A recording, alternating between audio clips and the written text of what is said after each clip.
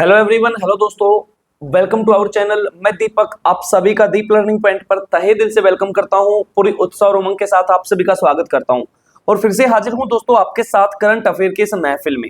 जी हां दोस्तों, current affair की बातें करेंगे और आज हम बातें करेंगे 8 अप्रैल की जो करंट अफेयर थी ना, उसके बारे में बातें करेंगे। जितनी भी क्लास आपके पास पेंडिंग है वो रेगुलर आपके पास आ रही है, सारी क्लासेज आपके पास आएंगी। तो जितने भी इंपॉर्टेंट क्वेश्चन हैं उसके बारे में बातें करेंगे और साथ के साथ हम करंट अफेयर के साथ हम क्या पढ़ते हैं, हम दोस्तों स्टैटिक जीके का भी बहुत सारा सेक्शन यहाँ पे कवर करते हैं। स्टैटिक जीके भी हम यहाँ पर पढ़ते हैं। तो करंट अफेयर प्लस स्टैटिक की क्लास आपकी रहती है, हर रोजाना आपके पास आती है। कोशिश रहती है कि ये क्लास आपके पास सुबह मॉर्निंग में मिल जाए आपको 6 बजे। लेकिन कई बार क्या होता है, मैं थोड़ा सा बिजी रहता हूँ, स्टूडियो के पास नहीं होता हूँ, ऑफलाइन क्लासेस थोड़ी सी ज्यादा हो जाती हैं, इसी कारण कई बार आपकी क्लास थोड़ी सी डिले हो जाती है। लेकिन हाँ, ये कंफर्म है कि आपको सारी क्लासेस रेगुलर मिलेंगी। तो चलिए पहले क्वेश्चन की ओर भागते हैं, दौड़ते हैं। पहला क्वेश्चन हो जाएगा कि हाल ही में जम्मू कश्मीर और लद्दाख हाईकोर्ट के नए मुख्य न्यायाधीश के रूप में किसे नियुक्त किया गया है? तो जम्मू कश्मीर और लद्दाख हाईकोर्ट के न्यायाधीश बने हैं दोस्तों अरुण पल्ली। कौन बने हैं? अरुण पल्ली। एक दो बार बोलोगे याद हो जाएगा। जम्मू कश्मीर एंड लद्दाख हाईकोर्ट के मुख्य न्यायाधीश बने हैं अरुण पल्ली। अब देखो, हाईकोर्ट के बारे में सारी बातें मैंने यहां पर ऐड कर दी हैं कि भारत में कुल कितने हाई कोर्ट हैं। भाई 25 हाई कोर्ट है भारत में। सबसे नया बनेगा आपका उसके अंदर अमरावती के अंदर, ठीक है, आंध्र प्रदेश के अंदर सबसे नया वो होगा। क्योंकि जब आंध्र प्रदेश से अलग होके दोस्तों तेलंगाना बना था ना, तेलंगाना, तो इनका एक ही हाई कोर्ट था जिसका नाम था हैदराबाद हाई कोर्ट। और उस टाइम पर ये आपस में दोनों राज्यों के बीच में समझौता हुआ था कि जी 10 साल तक यही हाई कोर्ट रहेगा, ठीक है, और राजधानी भी यही रहेगी हैदराबाद। इसीलिए अब इसने अपनी राजधानी भी अलग बनाई है अमरावती, ठीक है, और हाईकोर्ट अपना अलग बना रहा है आंध्र प्रदेश। अब हाईकोर्ट से संबंधित अनुच्छेद क्या है? 214 से लेकर 231 तक इसके बारे में बातें की गई हैं। और हाईकोर्ट भी रिट जारी करता है। 226 अनुच्छेद के तहत रिट जारी करता है आपका हाईकोर्ट। 5 प्रकार के रिट बताए थे ना आपको पॉलिटी के अंदर, ठीक है, तो वे रिट जारी करता है आपका हाईकोर्ट 226 के तहत। और रिट कहां से लिए गए हैं? ब्रिटेन से लिए गए हैं। अगर ध्यान से देखोगे तो ब्रिटेन शब्द में रिट छिपा है। देखो, देखने का नजरिया आपका होना चाहिए, कभी भी नहीं भूलोगे कि रिट कहां से लिए गए हैं, ब्रिटेन से लिए गए हैं। BRITAIN इसकी आप लिखोगे जब स्पेलिंग, तो इसमें रिट शब्द छिपा है। नेक्स्ट है आपका हाईकोर्ट एक अभिलेख न्यायालय है। अभिलेख न्यायालय का मतलब क्या है? पहले बात तो ये सुन लो किस अनुच्छेद के तहत है। ये अनुच्छेद 215 के तहत हाईकोर्ट एक अभिलेख न्यायालय। अभिलेख न्यायालय का मतलब होता है कि भाई साहब औकात में रहो। छोटे जो लोअर कोर्ट है उनको हम कह सकते हैं कि अपने डिसीजन अपनी औकात में रह के दे दो, ठीक है। तो हाईकोर्ट एक अभिलेख न्यायालय है। इस बात का मतलब है कि उससे छोटे जो कोर्ट हैं उनसे रिकॉर्ड किसी भी टाइम पे हाईकोर्ट मांग सकता है और किसी भी डिसीजन जो बहुत महीने से या बहुत सालों से पेंडिंग पड़ा है उसको अपने पास बुला के उस पर निर्णय दे सकता है हाईकोर्ट। सेम ऐसी ही कहानी हाईकोर्ट को कौन बोल सकता है? सुप्रीम कोर्ट बोल सकता है। तो हमारा सुप्रीम कोर्ट भी एक अभिलेख न्यायालय है, ठीक है। यानी कि कोई भी बड़ा कोर्ट किसी भी छोटे कोर्ट से कोर्ट ऑफ रिकॉर्ड किसी भी टाइम पे मांग सकता है, मंगवा सकता है। इतनी सी बातें याद रखेंगे। अब भारत की पहली महिला हाईकोर्ट जज कौन बनी थी दोस्तों? लीला सेठ बनी थी। किस हाईकोर्ट की बनी थी? हिमाचल प्रदेश हाईकोर्ट। अरे हिमाचल प्रदेश के यहाँ पे साइड में 1971 लिख दो क्या? बोलो जी, लिख दो। 1971 में बना है हमारा हिमाचल प्रदेश राज्य। और भारत की पहली महिला न्यायाधीश, मुख्य न्यायाधीश, वो बनी थी दोस्तों अन्ना चांडी। यहां पर आप लिखेंगे मुख्य न्यायाधीश, ठीक है, ये लिखेंगे। ये बनी अन्ना चांडी। किस हाईकोर्ट की? केरल हाईकोर्ट की। अब यहां पर महत्वपूर्ण पदाधिकारी जो अभी अभी नई नियुक्तियां हुई थी वो मैंने यहां पर सारी ऐड कर दी हैं दोस्तों। आरबीआई के नए गवर्नर बने हैं कौन? संजय मल्होत्रा।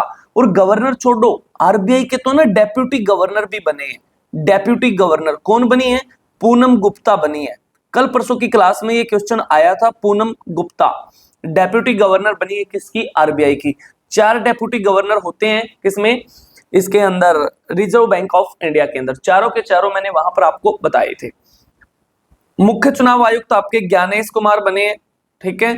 चुनाव आयुक्त आपके विवेक जोशी बने हैं। मुख्य आर्थिक सलाहकार चीफ इकोनॉमिक एडवाइजर वी अनंत नागेश्वरन, इनका कार्यकाल बढ़ाया गया है 2027 तक, ठीक है। 2027 से याद रह जाएगा ना भाई साहब, चंद्रयान। अरे चंद्रयान आपका 4 लॉन्च करेंगे 2027 में, ठीक है। उसके बाद 2008 में हमने चंद्रयान पहला लॉन्च किया था, 2019 में हमने चंद्रयान 2 लॉन्च किया था, 2023 में हमने चंद्रयान 3 लॉन्च किया था, 2027 में हम चंद्रयान 4 लॉन्च करेंगे और चंद्रयान 5 हम पता नहीं कब लॉन्च करेंगे, अभी इसके बारे में कोई स्टेटमेंट नहीं आई है, लेकिन ये आया है कि चंद्रयान 5 हम किस देश की मदद से लॉन्च करेंगे, जाक्सा स्पेस एजेंसी की मदद से लॉन्च करेंगे। और जाक्सा दोस्तों जापान की स्पेस एजेंसी है, जैसे हमारी भारत की इसरो है, अमेरिका की नासा है, ऐसे ही जापान की जाक्सा है, ठीक है। ये बातें याद रखेंगे, ठीक है। ये टारगेट है हमारी सरकार के, कब कब हमने चंद्रयान को लॉन्च किया था, ठीक है। और चंद्रमा पर हम मानव कब तक भेज देंगे, 2040 तक भेज देंगे, ठीक है। मानव उतार देंगे 2040 तक, और 2035 तक हम क्या बना लेंगे, खुद का ISS, यानी कि भारत स्वयं का इंटरनेशनल स्पेस स्टेशन बना देगा। ये टारगेट मैंने आपको ना बताए थे कि हमारी सरकार के क्या टारगेट है, कि भाई जैसे हम मलेरिया मुक्त हो जाएंगे, कब मुक्त हो जाएंगे, 2030 में हो जाएंगे भाई, 10,000 GI टैग घोषित कर देंगे 2030 में ही, ठीक है। उसके बाद हम पोलियो मुक्त कब हुए थे, हम पोलियो मुक्त हुए 2014 में हुए थे, 2014 में। फिर 2027 में हम कुष्ठ रोग से मुक्त हो जाएंगे, कुष्ठ रोग से मुक्त हो जाएंगे, ठीक है। और आपका नेट कार्बन जीरो कब हो जाएगा, 2070 तक नेट कार्बन जीरो हो जाएगा। एनर्जी फ्री इंडिया कब हो जाएगा, 2047 तक है। 2047 का टारगेट क्यों लिया है, मुझे पता है मैं थोड़ा सा स्पीडली चल रहा हूं, लेकिन ये बातें ना मैं तुम्हें पहले बता चुका हूं, ठीक है। अगर ज्यादा तेज चल रहा हूं तो कमेंट बॉक्स में आप बता सकते हैं कि सर आप तेज चल रहे हैं, ठीक है। जरूर बताया करो, अपनी ऑनेस्टली फीडबैक दिया करो। वीडियो अच्छी लगती है तो लाइक किया करो वीडियो को, और अगर अच्छी नहीं भी लगती है ना तो डिसलाइक भी किया करो, यानी कि अपने ऑनेस्टली फीडबैक दिया करो। मेरे को लाइक डिसलाइक दोनों ही पसंद है, ठीक है। 2047 का टारगेट हमने क्यों सेट किया है, क्योंकि 2047 में हमें पूरे 100 साल हो जाएंगे आजाद हुए, ठीक है। ये है हमारा पहला शताब्दी वर्ष होगा वो 2047, इसीलिए ये टारगेट सेट किए। तो ये टारगेट आप याद रखेंगे। अच्छा, इस टारगेट के साथ मेरे प्यारे प्यारे जो पेरेंट्स हैं उनका भी टारगेट होगा कि 2025 में वे भी अपनी एक जॉब की स्थापना कर देंगे और एक नौकरी ले लेंगे, ठीक है। करना है ना ये वादा तुमने खुद से, तो ये भी वादा, ये भी टारगेट आपने पूरा करना है। नीति आयोग के CEO कौन बने, BVR Subramaniam. Bar council of India के अध्यक्ष कौन बने, अरे मनन कुमार मिश्रा जी बने हैं, मनन कुमार मिश्रा जी बने हैं। मिश्रा बहुत है भाई साहब, हमारे पड़ोस में भी बहुत रहते हैं मिश्रा जी, ठीक है। अब सेबी के 11वें अध्यक्ष कौन बने हैं, तुहीन कांत पांडे। 1988 में सेबी की स्थापना की गई, लेकिन मान्यता मिली 1992 में आधिकारिक तौर पर, ठीक है। मुख्यालय कहां पर है, मुंबई के अंदर इसका क्या है, मुख्यालय है। रक्षा लेखा महानियंत्रक, controller general of defence accounts, यानी कि जो डिफेंस के अकाउंट्स चेक करते देखते हैं वे हैं डॉक्टर मयंक शर्मा। अब नियंत्रक एवं महालेखा परीक्षक, controller and auditor general of India, जिसकी बातें आर्टिकल नंबर 148 में की गई हैं, ठीक है। ये कौन बने हैं, के संजय मूर्ति। ये बड़ी इंपॉर्टेंट सी नियुक्तियां हैं जो आपके पेपर में छपेंगी, 100% आएंगे दोस्तों, ठीक है। फिर नेक्स्ट आपका लेखा महानियंत्रक बने हैं SS दुबे जी बन गए हैं भाई। नेक्स्ट है, हाल ही में केंद्र सरकार ने अमूर्त सांस्कृतिक विरासत को राष्ट्रीय सूची में शामिल किया गया है, यानी कि यूनेस्को की इंटेंजिबल टेंटेटिव लिस्ट में शामिल किया गया। किसको, एक प्रकार से टेंटेटिव लिस्ट का मतलब है कि शायद भारत से अब इन 2 साइट को ये टैग मिल जाए, कंफर्म नहीं है।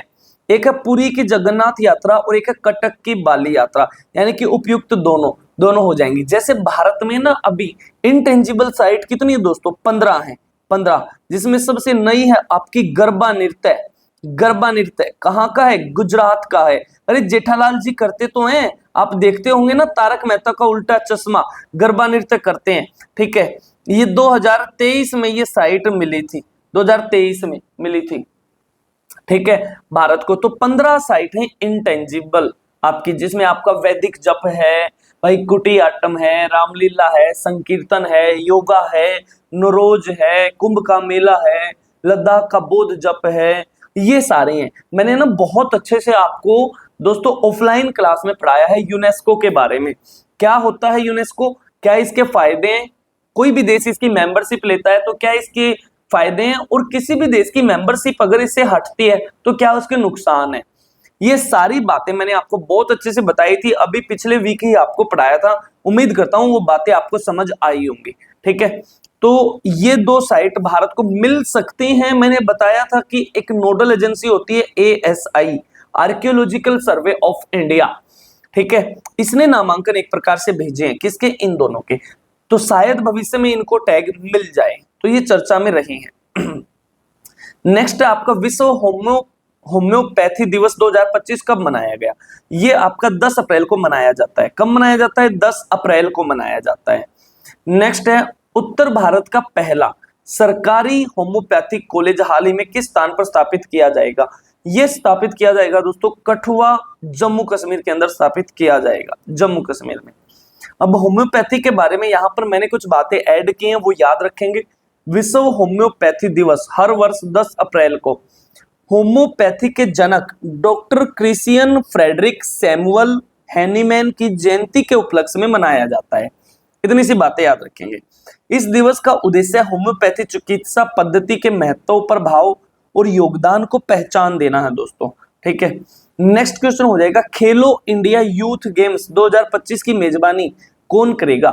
इसकी मेजबानी करेगा दोस्तों बिहार राज्य। कौन सा राज्य, बिहार राज्य करेगा खेलो इंडिया यूथ गेम्स 2025 की मेजबानी।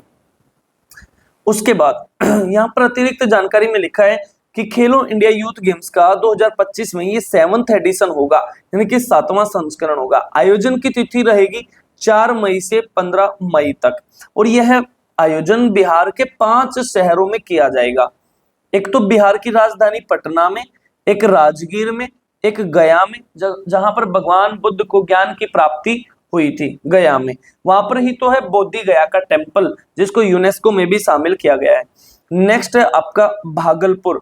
भागलपुर को क्या बोलते हैं दोस्तों, भागलपुर को बोलते हैं सिल्क सिटी ऑफ इंडिया। ठीक है, सिल्क का शहर भारत का। फिर एक है बेगूसराय, बेगूसराय। इन 5 शहरों में इन खेलों का आयोजन किया जाएगा। ठीक है, इस आयोजन का उद्देश्य युवाओं को खेलों के प्रति प्रोत्साहित करना और राज्य में खेल संस्कृति को बढ़ावा देना है। और वर्तमान में हमारी भारत सरकार में वर्तमान युवा मामले व खेल मंत्री कौन है, वो है डॉक्टर मनसुख मंडाविया, डॉक्टर मनसुख मंडाविया। इतनी सी बातें आप याद रखेंगे। उम्मीद करता हूं बातें आपको समझ आई होंगी दोस्तों। क्वेश्चन फॉर यू, अगला क्वेश्चन है आपके लिए कि हाल ही में विश्व स्वास्थ्य दिवस कब मनाया गया। ये क्वेश्चन आप बताएंगे मेरे को कमेंट बॉक्स में। जो भी आपके जवाब रहेंगे आप मेरे को बता सकते हैं कि सर कब मनाया है, और इससे जुड़ी जो भी इंफॉर्मेशन आपके पास है वो भी आप टाइप कर सकते हैं। ठीक है, तो चलिए दोस्तों आज की बातें यहीं तक रखते हैं, बाकी बातें अगली क्लास में करेंगे। तब तक के लिए एकदम खुश रहो, मस्त रहो, स्वस्थ रहो, अपना ख्याल रखो, अपने घर वालों का ख्याल रखो। जय हिंद, जय भारत, वंदे मातरम।